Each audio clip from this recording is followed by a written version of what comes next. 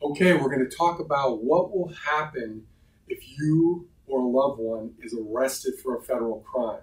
This is a crucial question because if you're watching this video, you probably are in that situation, because what the feds like to do, especially here in Los Angeles, where my main office is built out of, is they'll sweep in the morning, they'll arrest a person, they'll search their house, they'll gather evidence, they'll talk to witnesses at the scene, they'll try and talk to the person, they'll try and get the person to admit things to them, and then, believe it or not, they can get them into court that afternoon.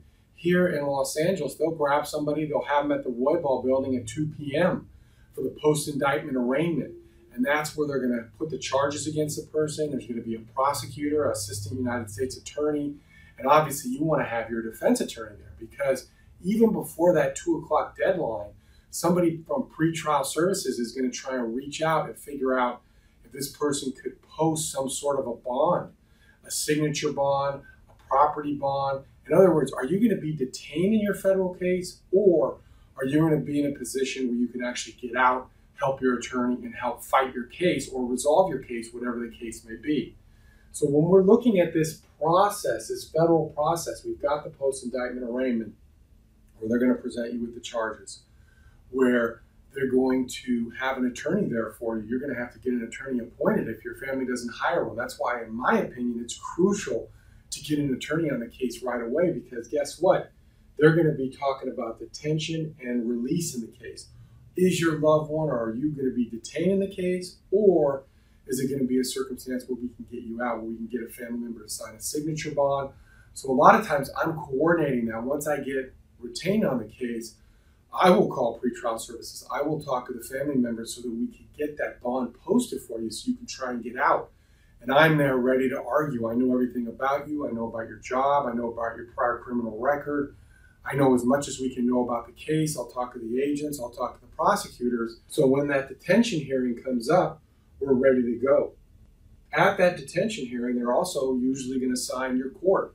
In other words, you're going to find out who your judge is. And that judge is going to have certain procedures. There's going to be a status conference set. There's going to be rules related to discovery. Your attorney's going to be getting whatever paperwork, videotapes, whatever surveillance, any information that the government has. Don't forget, the government comes into these things prepared. So you want your attorney to be as prepared as possible. So I would hire somebody immediately, give them all the information that you can so we can be ready to help you. The next thing that happens after you're all done, either being detained or getting out, is we are now going to talk about discovery. We're now going to talk about any potential motions in your case. In other words, the government's going to have the responsibility to give whatever documents they have, whatever surveillance, whatever tapes. If there was an illegal stop made in the case, for example, we may be able to file a motion in the case. So we're going to assess everything to make a determination, okay, what do they have against you, and what can we do to try and help you? Once I review everything, then I'll come and meet face-to-face with the person that's charged, whether that's you, whether that's your loved one. I've been doing this now for 26 years. I've been all over the nation handling federal cases for my client. So I know what to do.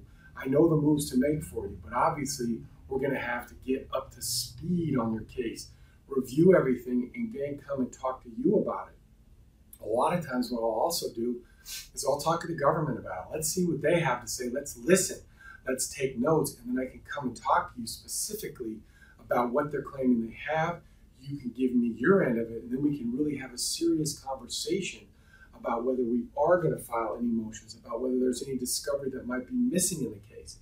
And then we move to the next phase. We're going to decide whether or not you're going to take your case to trial or whether or not you're going to enter into a plea agreement with the government. A plea agreement is basically they're going to send a document offering to settle the case. It's usually about 20 pages.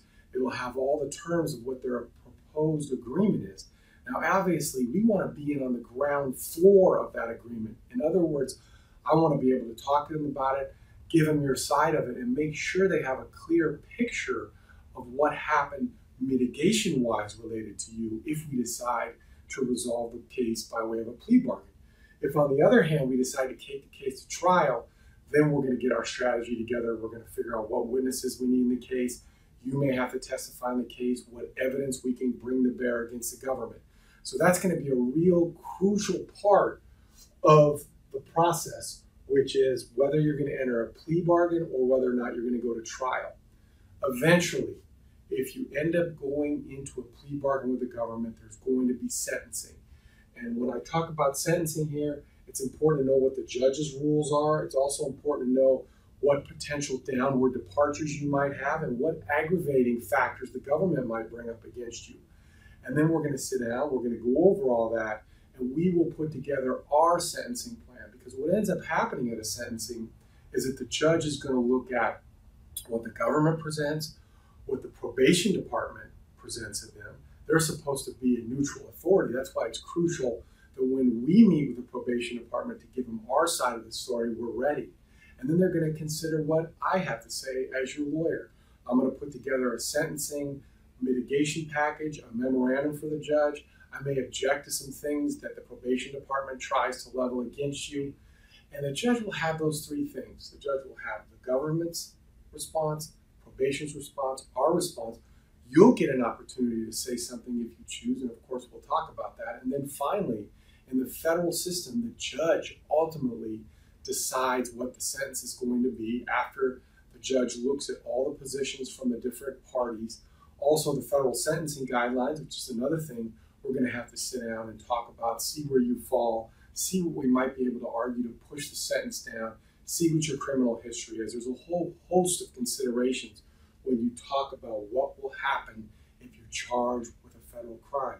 But one thing I can tell you is you've got to have somebody who's prepared, who's been down the road that you are about to travel and had success.